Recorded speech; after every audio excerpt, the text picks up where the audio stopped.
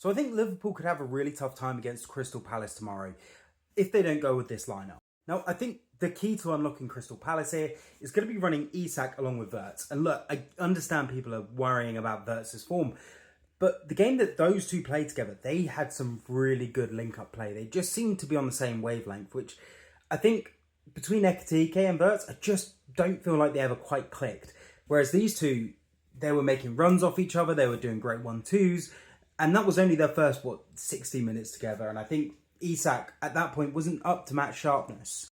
So I do think that those two are going to play really well together. Now, look, I do think we need to think about our midfield when we do get Wirtz in. He is a smaller framed person, right? Do you know, he's not big. He's not particularly combative. So I do think we need to counteract that and drop McAllister from the midfield. And I think you need to go for Szoboszlai and Gravenberch as our two sort of DMs. But let's be honest, they're both kind of box to boxes, right? And I think both of them have got great work rate and can do that, right?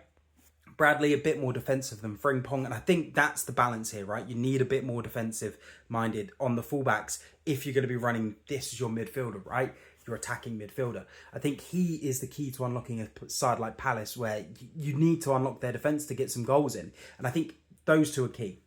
Gakpo, I kind of think it goes without saying that he has had a quiet game or two, but he started off the season really, really good. And to be honest, I did think he looked more effective in the last couple of games than Rio. Rio did look okay, but ultimately was making a lot of nothing runs. At least when Gakpo's playing, he is holding out the width of the pitch, right? Kind of stretching the back line. Salah, again, look, he just produces when it's needed. So, and obviously the defence being Van Dijk and Konate, and then Alisson as your goalkeeper. Let me know what you would change in this setup.